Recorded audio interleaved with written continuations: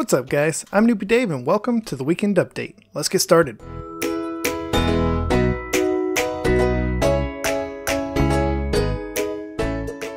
How's it going everybody? Hope you had a fantastic week. I am looking forward to this weekend. So something dawned on me the other day. This world is coming to an end. Whoa. That sounds a little too apocalyptic. I mean, this series is coming to an end. 1.19 is just around the corner. It's about 2 months away. And I like to take a little break between my seasons, between my series. And definitely going to be starting a new season for 1.19. I like creating a new world when there's a new version. Just because, especially with 1.18, 1.18 completely changed how the world generation works. And so I didn't want to just upgrade my existing world. Although I guess I kind of did. Now that I think about it, yeah, I totally did. But for 1.19, I want to start a new series, a new world. It is kind of getting to the point where I was ready to wrap up this season anyways, and so 1.19 is a really good sort of line in the sand for that. And then I like to take a little bit of time between seasons to kind of prepare and come up with ideas. So that's why I say that this world, this season, is coming to an end soon. So before I wrap it up, I want to do kind of one last major build here in my new base. I want to put something over here, and it's something that I've always wanted to do and kind of never have. And I want to build a sort of trophy room, somewhere to show off your gear, your armor, your tools, the dragon egg, anything else that you're kind of proud of. And so let me kind of clear out these trees. I'll sort of level off the ground up here and we'll create a nice little space to build on this side of our base. So here we go, cleared out an area. I think this is like 17 or 18, 19 blocks wide, something like that. My build is going to be 15 blocks wide. Snow. And so I wanted to just make it a little bit bigger than that. You can make this as big or as small as you want. It's entirely up to you. It really just comes down to how much space do you want to kind of show things off. So for this build, I'm going to be using kind of a different build palette. I'm going to be using a lot of quartz, some deep slate, and some obsidian. I'm trying to do something a little different. I've said this on a couple of my builds. I'm trying to experiment with some different build palettes, things that I don't normally do. And this is something I don't normally do, but I think that these colors look really well together and they're very flashy, they're very showy, very expensive looking, I think. So that's why I'm going with these. I'm also going to throw in a little bit of crying obsidian just because this stuff is gorgeous. I love it. You can find it out in the world in some ruin portals. There's usually 1 to 3 blocks of crying obsidian, I think, and that's where I've gotten all of mine. You can also get this from bartering with piglins. By trading gold to piglins, they might drop some crying obsidian. And you can actually get a lot that way if you make a piglin bartering farm, which I have not made in this world or the previous one. But that is a really good way if you want to get tons and tons of this stuff. That's a good way to do it. So this deep slate, I'm going to turn it into tiled deep slate slabs. And then we're going to come back here and I'm going to go all the way back to the back wall and we're going to make this thing 15 blocks wide. So I'm going to go 1, 2, 3, 4, 5, 6, 7, 8, 9, 10, 11, 12, 13, 14, and 15. That actually worked out perfectly because the back's going to be 15, but I'm going to come out one more block on either side. Actually, I'm going to come out 2 more blocks, I just realized. Let me clear out a little bit more space here.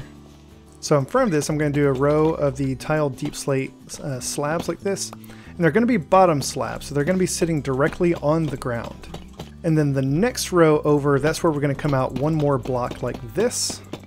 And this is basically going to be the front of this build. So I'm going to bring this out, let's see, about, what is that, 1, 2, 3, 4, 5, 6. So I'm going to make this 6 blocks deep coming towards the front. And then the rest of this I'm just going to fill in all with slabs like this. Alright, now that I've got all the deep slate tile slabs put in, I'm going to come back and replace a few here and there with some of the polished deep slate slabs just to add some variety in the floor. I think the polished and the tiled slabs look really, really nice together. And this is a good way to just sort of mix up the build palette so it's not all the same. Now around the rest of the deep slate, we're going to go with obsidian, and every so often I'll do some crying obsidian. In fact, I think I'll start with the crying obsidian. Usually I like to go ahead and get all the blocks in first, like I did with the slabs just now, and then come back later and replace some of it. But obsidian's hard, and it's not so easy to just break once you place it. So that's why I'm going to go ahead and put down the crying obsidian first. And let me see, I want to find the middle of this thing. So 1, 2, 3. So this block right here is the middle. I'm going to leave a gap of 3 blocks in the middle, and that's going to be our entrance. I also want to put some of this crying obsidian on the back. So let me actually remove, I've only got 2 left, so I'll just remove 2 of these and replace them with the crying obsidian. Now, we didn't go all the way around. That's because we're going to be putting something else here in the corner, but you do need to go 1 block back into the corner like this. And then on the corners, so right there, and right there, I'm going to put 1 more block of obsidian on top. And then fill in the rest of it with iron bars. I'm actually going to dig back into the hill 1 more row here, just so that the iron bars don't connect to any of this. Alright, so the obsidian and crying obsidian and iron bars creates a pretty cool fence around this, if you ask me. I really like that. So coming back into the corners here, I'm going to put down some, what is this stuff? Spruce logs right here, going up 1, 2, 3, 4. And then right behind it, we're going to do the same thing, going up 5 like that. Do the same thing on this side, go up 1, 2, 3, 4, and then 1, 2, 3, 4, 5, which comes right up to that tree. Now, in between the spruce on top of the obsidian, I'm going to put in a row of stairs. And I'm using the quartz, but this is smooth quartz. So smooth quartz you can't make on a stone cutter. You have to actually smelt the quartz blocks in a furnace. That'll give you smooth quartz. Quartz is kind of hard to get, if you ask me. You can only get the quartz, just the raw quartz, in the nether. And even if you fortune it, it takes 4 quartz to make 1 quartz block, and so it can take a long time to get a lot of quartz. But you can also buy the stuff from a max level stonecutter villager. And so if you want tons and tons of quartz for a build, you might just get yourself a couple stonecutters and level them up and just trade with them. Sometimes they'll sell like the quartz pillars or chiseled quartz or something instead of the regular quartz, but it's a good way to get more quartz. And then I actually need to get up top like this, and on the very top we're going to put, not like that, we're going to put some upside down stairs like this. Yeah, and then we're going to go all the way across with these upside down stairs. There, so the stairs and the upside down stairs, they just create like a little trough in the wall, which I think looks really good. Now across the front here, we're going to do a row of spruce slabs. And I'm going to do it on the bottom of these stairs like this. And that way you can still see the trough above it from the stairs, but you can also see the obsidian below it. And then above this, on the wall itself, I'm going to put some sea lanterns and some glow item frames. So this is where we're going to put things on display. And so let me remove this block, and we'll go over 1, 2, and up 1. 1, 2, down, 1, 2, up, 1, 2, down, 1, 2, up, 1, 2, down. And we'll just replace all of those with sea lanterns. I thought about going with like glowstone or shroom lights or something like that, because I've been using sea lanterns, I guess not a whole lot, but I use them on my raid farms. I like to kind of mix things up. But the sea lanterns look so good with the smooth quartz. And then on each of those, I'm going to place an item frame. So this is where we're going to hang up anything that we want to display. I think the sea lanterns, in addition to providing light, just make a really good backdrop for those item frames. So one other thing I want to do with this back wall is I'm going to put some barrels in here. And I'm going to put them underneath this spruce shelf and facing forward. So even though there's a slab in front of them, you can still open them because they open on this side, which is not blocked by a full block. And I'm going to put them in front of each of the bottom item frames. So I'm actually going to move this crying obsidian because I still want to be able to see the crying obsidian. I don't want to lose that. So I'll just swap it out with one of these other obsidian blocks here.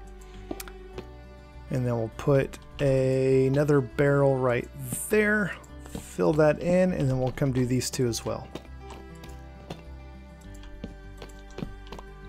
So these barrels, in addition to sort of holding up the ledge of spruce, you can put some other valuables in here. And, you can put all your diamonds, your emeralds, netherite ingots, whatever else. The whole point of this area is supposed to be like a trophy room or a showcase of all your valuable possessions. And so whatever you want to put in here, if you don't want to hang them all up, you could throw into some of these barrels as well. Then also I'm going to come mix in a few more other quartz block types here just to mix it all up so it's not all the smooth quartz. So I've got some quartz bricks and some chiseled quartz. So we'll throw a couple of these in here like that. And that's going to look really, really nice. I like it. Now getting back up on top of this back wall, I want to put some campfires up here, both for lighting and just, it's a really cool effect having campfires or open flames kind of on the corners here. And so I'm going to put one right there, and I'm going to put one on this side as well. But I don't like the smoke. There are times where I like having the smoke when I use campfires as chimneys like I did over there on my slaughterhouse. Smoke is great, but I don't want it here. So what I'm going to do is go back to my shulker box because I forgot to bring something. I'm going to use some string, and if you place something directly on top of a campfire, the smoke's actually going to go right through it. But if you place something 2 blocks on top of a campfire, it will block the smoke. And string, it's so subtle. You can really only see it if you're right up next to it.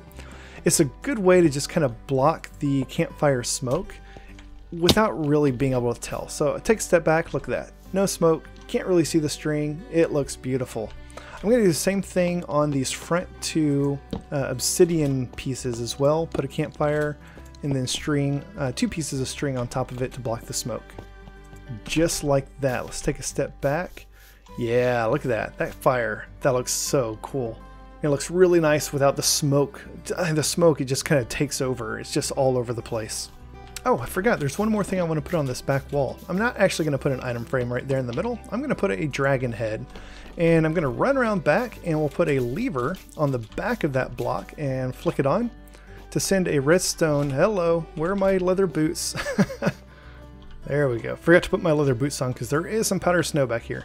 So we'll throw a lever on the back of that block that the dragon's head is on, and when it receives a redstone signal, that is so much fun. It just opens and closes the mouth. It's fun. So last bit of decoration for this thing is I'm going to put up some item stands with different types of armor on them. So let me start with the item stands. Did I say item stands? These are armor stands, you guys.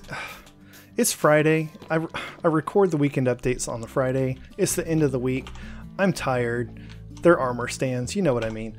So I'm going to knock out this slab right here and replace it with a double smooth stone slab.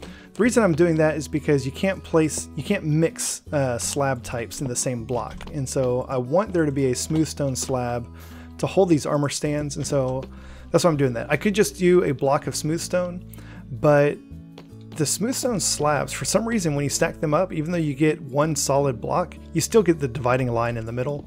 And I want to be able to see that. So I'm going to do one there, one on the other side, and we'll do one, I think right here. And one over here as well. Actually, I'm going to move these in by one. I think that was a little bit too close to the end wall there. And then we're going to place our item frames on, I did it again, our armor stands on these. For the 2 outside ones, I'm going to kind of angle them so they're facing the middle. And then for these 2 inside ones, I'll place them so that they're just facing straight ahead. So let's put some armor on these guys. I brought some chain mail armor. You can't craft this stuff. You can only find it in chests. And so I think it's a good treasure item to display. So I'll put the chainmail on this outside armor stand. And we'll give him a fun little pose. That's a good one. The next one over, I'm going to put some diamond armor on. So guys, let me tell you a fun story. I wasted half a stack of diamonds crafting one of these 2 sets of diamond armor before I remembered, oh wait, I have villagers that sell diamond armor for 1 emerald each. So I wasted half a stack of diamonds on this, and then I go back to my old base to get them and realize I had a second set of diamond armor already crafted up. So I didn't even need to get, whatever, it was a waste of diamonds. So we'll do this one. I'm going to go for this nice little sentry pose. I love that pose. That's so cool. And then the second set, I'm going to go ahead and put it up, but I want this to actually be netherite armor. I just don't have a second set of netherite armor yet. Actually, I do, but it's on an armor stand back at my old base, and I want to keep it there. So after this episode, I'll spend some time. I'll do some more mining for ancient debris. I'll get some more netherite ingots, and I will turn this into netherite. But until then, I'm just going to go ahead and hang up the diamond armor. And we'll give him a nice little pose as well. And then our last one is going to be gold.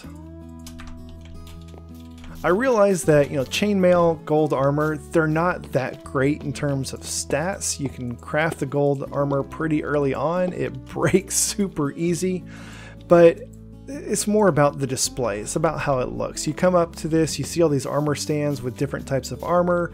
They just look really cool. So that pretty much does it for the build.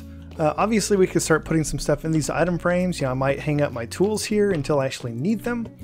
I might move my diamonds into these barrels because I'm still working on those diamonds, guys, to get enough diamonds to make a full beacon pyramid. So I might move them over here just to put them in my sort of treasure spot. Last thing I want to do with this build is just put in some stairs so it's a lot easier to get up here, for which I need my shovel. And we'll do kind of a mix of stairs and slabs. I like to do slabs when I can so that the stairs aren't so steep, but we just don't have a whole lot of space to work with here, so I'm going to have to kind of mix the two. I might even leave this and just kind of turn it into path blocks, then we'll do some more slabs below that. There we go, and then we'll just create a little path kind of coming off this way that more or less leads over to our storage room over here. I also want to do a little bit of decorating on the outside. We'll throw in some flowers and bone meal and stuff like that. So what I'm going to do for the flowers, on each of these corners where I've got the obsidian pillars going, I'm going to put down a flower pot, some dead bush, and then some azalea leaves on top of that. We'll create a nice little flowered potted plant. I'm actually going to replace all of the snow around it with grass so I can bone meal it and get some more life, some more vegetation in here. I also want a couple of these tall flowers. I've got some rose bushes and some peonies. So I'm going to put some of these around, and that's my only rose bush, so I'm going to bone meal this a few times. And we'll do the same thing with some peonies, just kind of every here and there. I like the tall flowers. I like especially the rose bushes. I think they just look absolutely beautiful. But you're not going to get them by just bone mealing the ground. So the rest of this we'll just bone meal. We'll get some grass and some natural flowers, whatever normally grows around here. I've said this before, I'll say it again. I'll continue saying it because it's true. Bone mealing the ground around a build is one of the fastest ways to bring it to life. I had an idea since I removed all the trees around here to put this thing in. I always like to put some trees back in after a build. I'm going to put in a azalea tree over here. Hopefully we can get it to grow sort of leaning over like that. Oh, you know what? There's this giant spruce tree right above it. That might be blocking it from growing. There we go. It's leaning forward. That looks a little weird. That's unfortunate, but I don't think I'm going to cut it down and fix it. I'm going to do one on the other side as well. Actually, I'm not, because this is all snow on this side, and that would look kind of weird to have an azalea tree growing up out of the snow. Maybe I'll do one in front, like maybe right here. Yeah, that'll work. That's also a very weird direction for that thing to be sticking out, but whatever. And that is going to complete our build. That looks really good. I'm going to get some scaffolding so we can kind of see it from above since it's hard to see from below. But yeah, that's a nice little trophy room. I intentionally left it open. I thought about putting a roof on this, but I decided against it. Oh, I did leave one thing off.